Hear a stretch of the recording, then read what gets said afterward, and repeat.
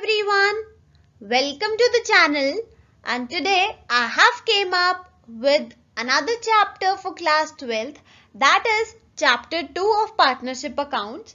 तो इस chapter में mostly we'll be covering up the theoretical aspect and थोड़ा सा जो प्रैक्टिकल एस्पेक्ट है वो भी कवर करेंगे। और इस चैप्टर में से बेसिकली हमें शॉर्ट क्वेश्चंस आते हैं प्रैक्टिकल पार्ट में से, और जो हमारे लॉन्ग क्वेश्चंस होते हैं फर्दर नेक्स्ट 2 चैप्टर्स के एडमिशन एंड रिटायरमेंट के, तो उसके लिए भी ये चैप्टर एक बेसिस की तरह काम करता है।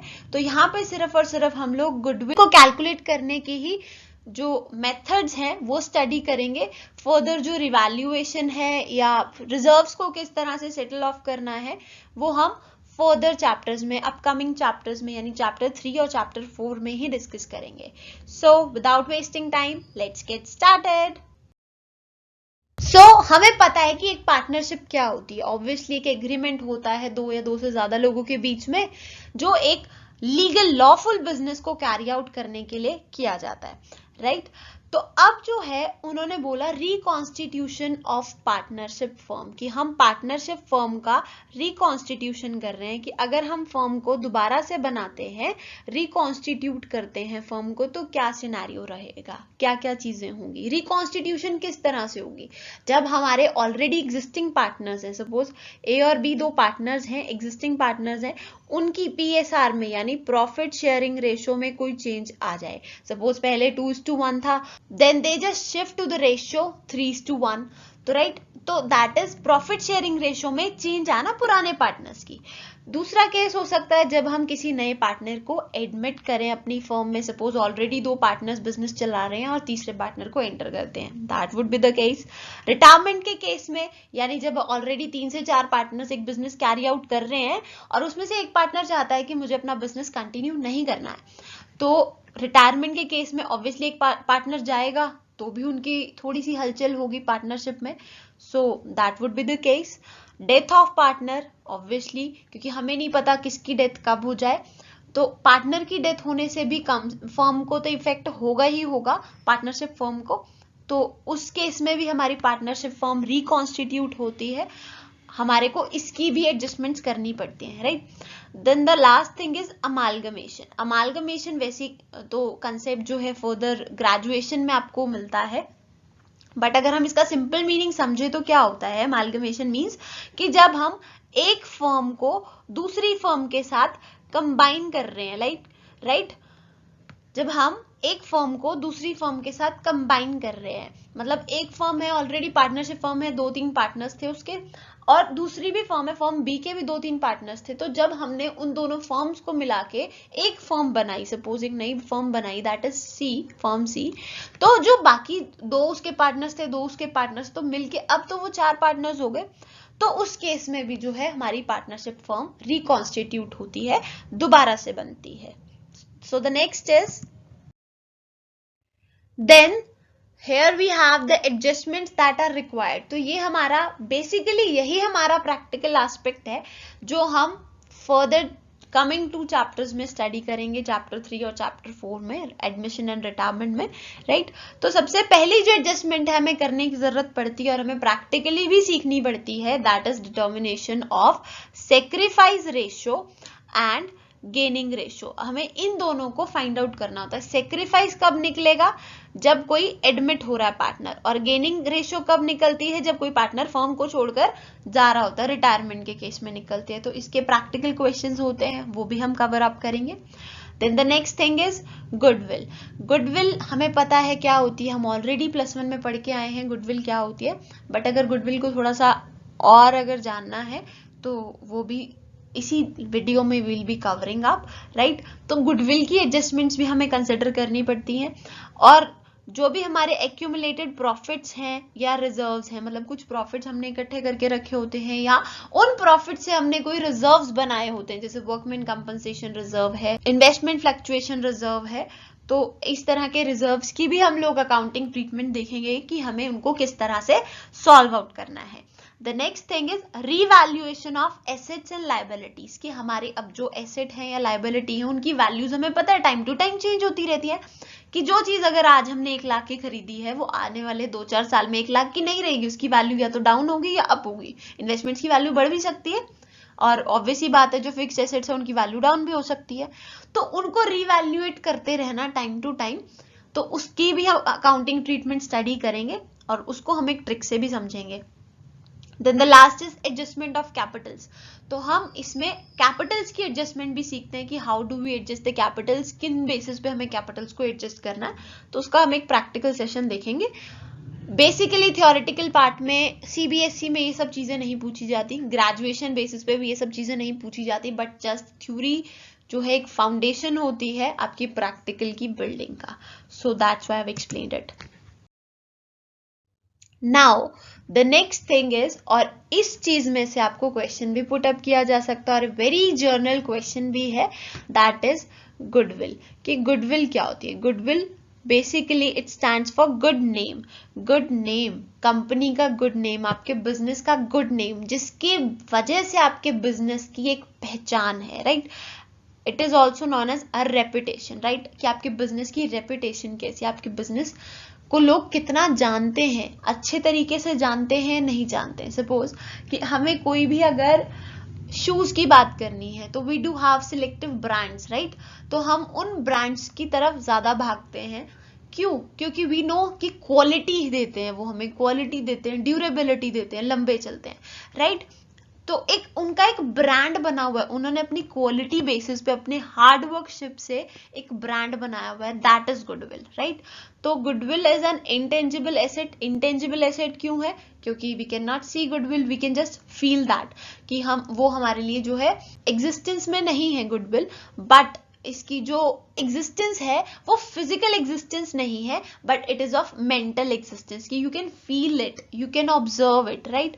That accounts for the excess purchase price of another company, right, कि जिससे आपकी कंपनी को ज्यादा जाना जाए एज कंपेयर टू दूसरी कंपनी के। सपोज कि अब अगर हम फास्ट फूड चेन्स की बात करें तो वी हैव मैकडोनल्ड्स, KFC, तो ये गुडविल मेंटेन्ड है कि हमें पता है कि वो लोग क्वालिटी कॉन्शियस हैं, क्वालिटी के हिसाब से हमें सामान देंगे और उसी क्वालिटी के लिए वो प्राइस चार्ज करते हैं, तो we as a consumer we are happy to pay the prices, right. लेकिन वही सेम प्राइस आप किसी एक लोकल स्टोर पे जाके पे नहीं करेंगे, बिकॉज जो गुडविल KFC या मैकडी ने बनाई है वो गुडविल आपके उस लोकल शॉप ने, उस लोकल वेंडर ने नहीं बनाई है, तो आप उसके लिए प्राइस भी नहीं पे करना चाहेंगे obviously. So the next is features of goodwill, की गुडविल होती कैसी है, तो ये भी क्वाइट इंपॉर्टेंट क्वेश्चन आ जाता है, बोर्ड्स में भी पूछा जा सकता है 1-2 मार्क्स में, और ग्रेजुएशन लेवल पे भी it can come up to 4 marks, right, और कहीं पे एडिशनल क्वेश्चन डाल के इसको थोड़ा सा बड़ा भी बना देते हैं। तो गुडविल के फीचर्स क्या है, तो सबसे पहले it is an intangible asset, यहाँ पे टेंजिबल नहीं, it is an intangible asset, ये एक इंटेंजिबल एसेट है and it is a valuable asset. जो गुडविल है वो वैल्यूएबल एसेट है, मतलब उसकी कुछ ना कुछ वैल्यू होती है, कुछ ना कुछ वर्थ होता है, ठीक है। हम एक्चुअल वर्थ तो गुडविल का प्रैक्टिकली कभी भी फाइंड आउट नहीं कर सकते, लेकिन हम थ्योरेटिकली भी जो हमें बुक्स में पढ़ाया जाता है वो ये बोला जाता है कि हम जब तक बिजनेस बंद नहीं कर लेते हम तब तक गुडविल की वैल्यू एक्यूरेट नहीं फाइंड आउट कर सकते। बुक्स में भी काफी जगह ये लिखा हुआ है, काफी जगह ये चीज स्पेसिफाइड है कि आप लाइफ लॉन्ग एक बिजनेस की गुडविल को कैलकुलेट नहीं कर सकते, क्योंकि आप किसी भी इंसान की एक गुड इमेज, एक रेपुटेशन, एक ब्रांड नेम, एक आइडेंटिटी को पैसे में किस तरह से कन्वर्ट कर सकते हो। लेकिन हम इसकी ट्रीटमेंट तो करते ही करते हैं, तो उसके लिए हम एक एस्टिमेटेड वैल्यू लेके चलते हैं, not exact value. We are not able to find the exact value throughout the life of the business. आप कभी भी गुडविल की वैल्यू को फाइंड आउट नहीं कर सकते। सो the next thing is helpful in earning access profit. So same example KFC का, McD का, कि अगर आपकी गुडविल बन चुकी है, बहुत अच्छे लेवल पे आपका ब्रांड नेम है, तो आप लोगों से ज्यादा अर्न कर सकते हैं, आपकी जो प्रॉफिट अर्निंग कैपेसिटी है वो बढ़ जाती है। क्यों? क्योंकि लोग आपको जानने लगते हैं, कंज्यूमर्स लॉयल होते हैं, काफी हद तक लॉयल होते हैं अगर आप उनको क्वालिटी मिल रही है तो। तो उस वजह से आप ज्यादा से ज्यादा प्रॉफिट भी कमा सकते हैं as a business. So its value is liable to constant fluctuations. Obviously market business cycles जो है इतनी फ्लक्चुएशन होती है बिजनेस साइकिल में, तो ऑब्वियसली हमारे जो गुडविल की वैल्यू है वो भी तो फ्लक्चुएट होगी. सपोज अगर कंसिस्टेंटली कोई भी कंपनी एक पर्टिकुलर क्वालिटी पे काम कर रही थी, ठीक है, उसने थोड़ा सा जैसे इनोवेशन लाने की कोशिश की, रिसर्च एंड डेवलपमेंट लाने की कोशिश की, कुछ भी किया, और वो क्वालिटी जो है वो बढ़ाने की बजाय वो कम हो गई, या जो भी कुछ भी कॉन्सिक्वेंस हुआ, क्वालिटी बढ़ाई, वो लोगों को पसंद नहीं आई, तो आपकी गुडविल वहां पे फ्लक्चुएट कर जाएगी, क्योंकि लोग जो है फिर आपके पास उस प्रोडक्ट को लेने के लिए नहीं आएंगे. सो वो डिपेंड करता है, वो फ्लक्चुएटिंग हो जाती है. ऐसा नहीं है कि आपने जो गुडविल रखी वो कंसिस्टेंट रहेगी, वो आपकी काम के ऊपर डिपेंड करता है, कंपनी किस तरह से अपना काम कर रही है. तो वो फ्लक्चुएटेड वैल्यू फ्लक्चुएट हो सकती है, वो अप भी जा सकती है, वो डाउन भी आ सकती है. So the next is it is valuable only when the entire business is sold. तो हम इसकी वैल्यू, एग्जैक्ट वैल्यू नहीं कैलकुलेट कर सकते, तो जो एग्जैक्ट एस्टिमेटेड वैल्यू होती है वो हम तभी निकाल सकते हैं जब हम अपना बिजनेस सेल आउट करते हैं, राइट. तो जब बिजनेस पूरा का पूरा बंद करके सेल किया जाता है, उस केस में हम इसकी वैल्यू निकाल पाते हैं. And then difficult to place an exact value. Obviously आप गुडविल की एग्जैक्ट वैल्यू कभी भी फाइंड आउट नहीं कर सकते. It would always be an estimated value. एक राउंड ऑफ फिगर मिल सकती है आपको एक पर्टिकुलर अमाउंट ऑफ गुडविल नहीं पता लग सकता. So moving on to the next slide.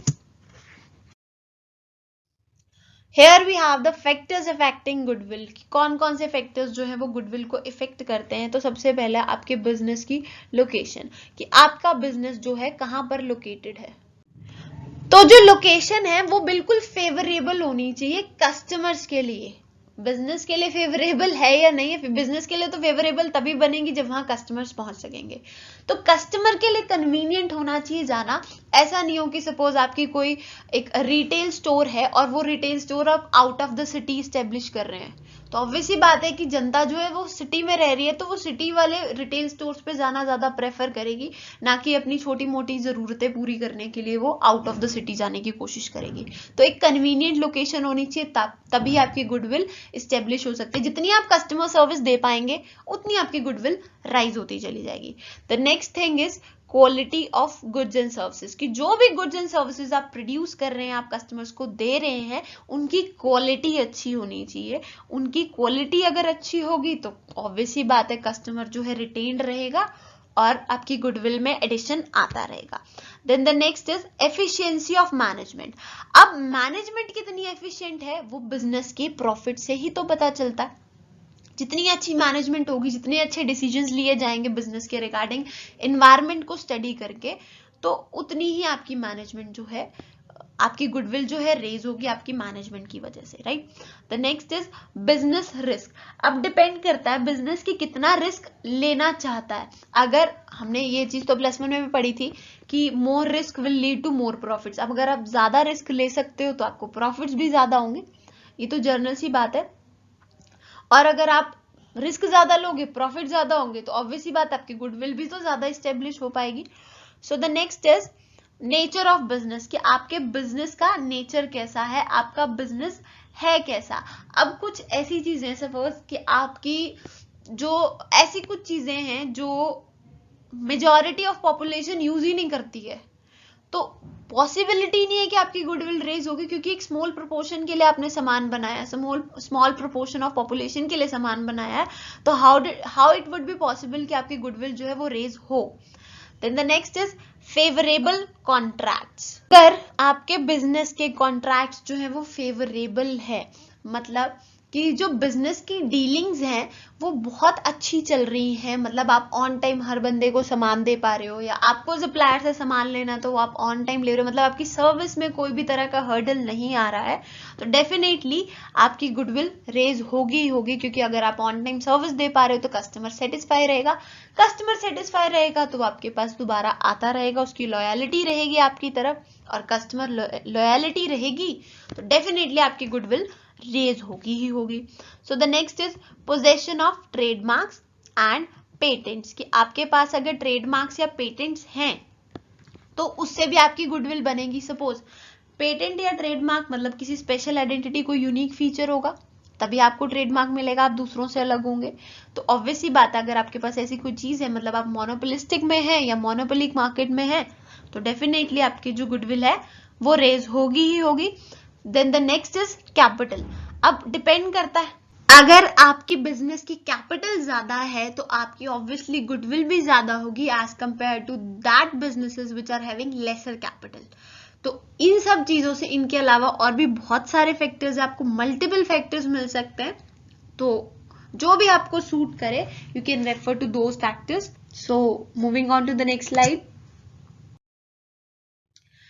अब गुडविल जो है दो टाइप की होती है, there are two types of goodwill. वैसे तो बहुत टाइप की होती है, अगर आप कॉम्पिटिटिव लेवल में देखेंगे तो इसके एडिशन में और भी गुडविल्स ऐड हो जाती है, बट जो मेजर दो गुडविल्स होती हैं वो यही होती हैं, purchased goodwill and self generated goodwill.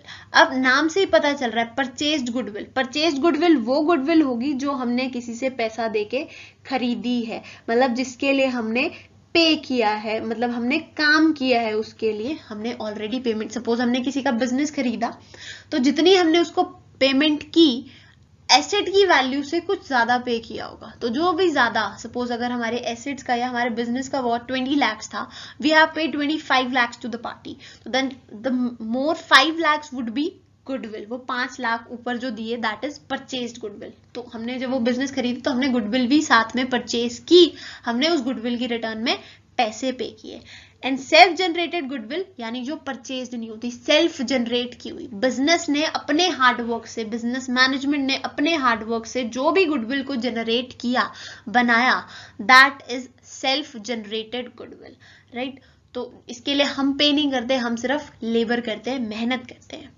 So the next we have is the ways to calculate goodwill, कि हम गुडविल को किस तरह से कैलकुलेट कर सकते हैं। हमारे पास बेसिकली 4 मेथड्स हैं, किन्हीं किन्हीं बुक में 3 ही मेथड्स बोले हुए हैं, 2 का आगे टाइप दिखा रखा है।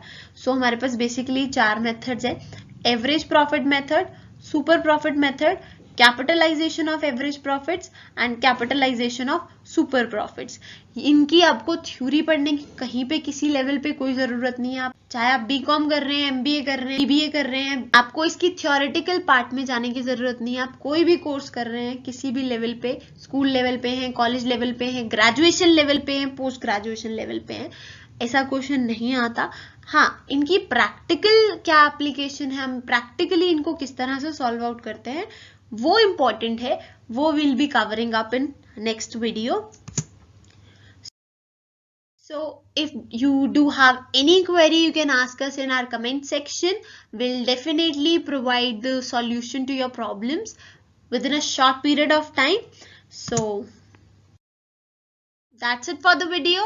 I hope you understood it well, and we'll be continuing the next topic, actually the practical session, in the upcoming video. So till then, stay connected. Bye bye. Thank you.